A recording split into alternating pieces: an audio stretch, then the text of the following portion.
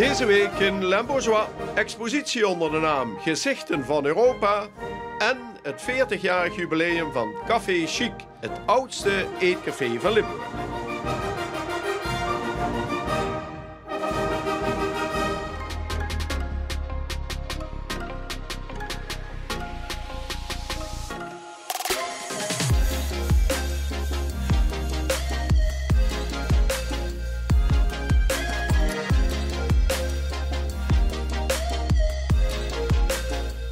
In het kader van de Europa Week in Maastricht werd hier op het Vrijthof de expositie georganiseerd Faces of Europe, met een link naar 30 jaar Verdrag van Maastricht.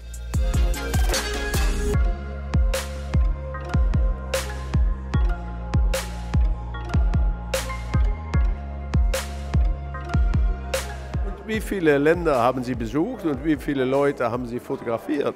Ich habe angefangen erst mit den Deutschen 2009, das habe ich 1000 Deutsche fotografiert und dachte ich, das mache ich jetzt mit Europa auch, also habe ich 1000 Europäer fotografiert.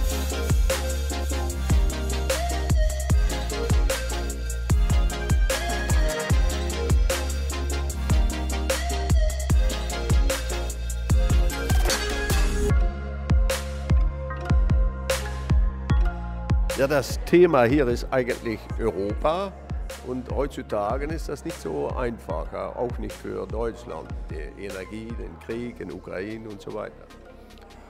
Aber die Gesichter, die hier an den Wänden sind, das ist ja das Europa, das ja konstant bleibt und auch nicht konstant, denn es sind alles Menschen, die doch aus sehr verschiedenen Ecken kommen.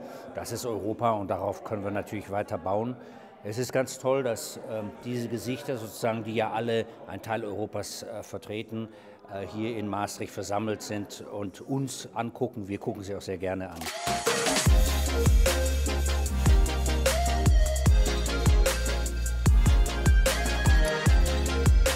Gaat de expositie nog op tournee? Hij is al in ieder geval, zeg maar, eigenlijk in heel veel Europese steden is hij geweest.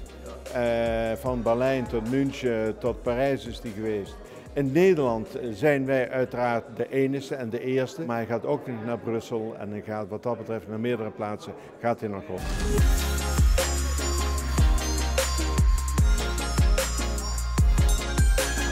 De Europese Unie heeft een fantastisch doel. De waarde van de Europese Unie, die solidariteit en broederschap, ja, dat moeten we vooral vasthouden. Maar dat staat wel eens onder druk, zeker vandaag de dag. De EU heeft natuurlijk toch wel wat crisis te pakken gehad. De financiële, de vluchtelingen, nu het hele Oekraïne-verhaal. En we zijn niet zo goed om dit samen aan te pakken. Daar zijn we nog lang niet goed genoeg in de Europese Unie. En dan helpt dit wel, want deze tentoonstelling zegt, het maakt helemaal niet uit welk land van de EU je komt. Kijk maar eens, we zijn uiteindelijk allemaal hetzelfde. En daar gaat het natuurlijk om.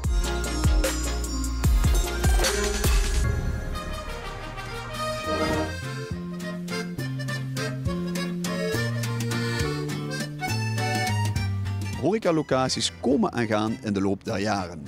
Alleen als je al meer dan 40 jaar bestaat, zoals Café Chic, dan mag je je toch echt wel een vaste waarde noemen. Maar dat gaat niet zomaar vanzelf.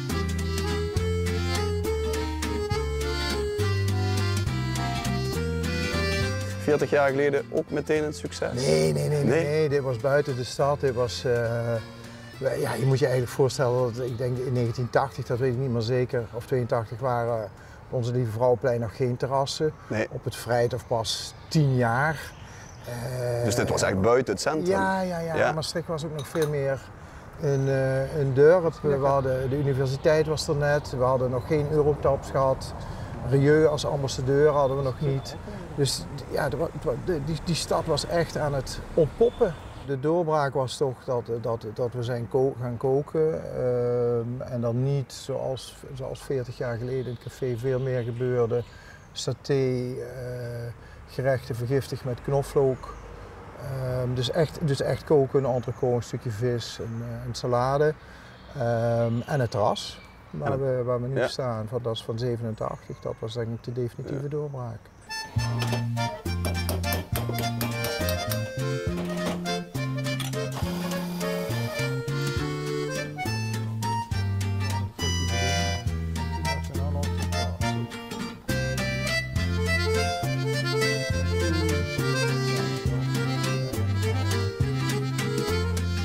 40 jaar geleden was er een heel duidelijk verschil tussen pizzeria's, Grieken, Chinezen. Er waren natuurlijk heel veel Chinese restaurants, niet alleen in Maastricht.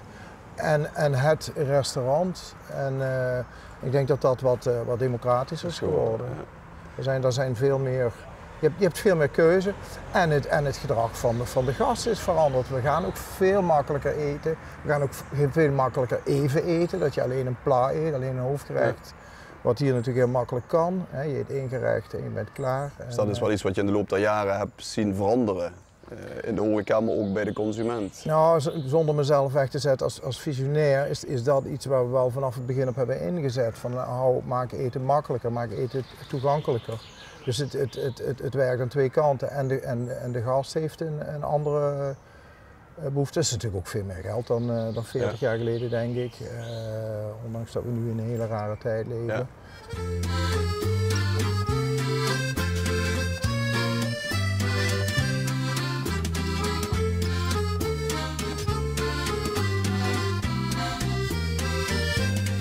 En wat toch ook wel vele mensen opvalt, mijzelf ook, is toch voor een eetcafé een heel uitgebreide kwalitatieve wijnkaart. Dat is toch ook wel iets waar jullie je mee onderscheiden? Ja, dat was in het begin natuurlijk alleen Frankrijk, dat was maar 1 land. En voordat je hebt eigenlijk een leven nodig om alle wijnen of veel wijnen van Frankrijk te leren kennen. Daar is door Yvonne de Broer, de Frans, zijn daar de Italiaanse wijnen bijgekomen. Ja.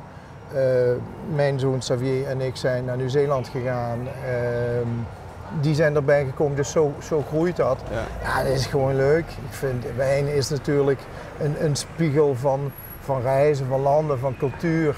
Dus wanneer je dat kunt bieden, kun je ook een verhaal vertellen. Ja. En dat maakt het gewoon leuk. En als je hier zit met een glas wijn uit Italië, denk je misschien ook aan Italië, aan de vakantie die je daar had of de reis die je gemaakt hebt. Dus wijn is wel echt ons dingetje.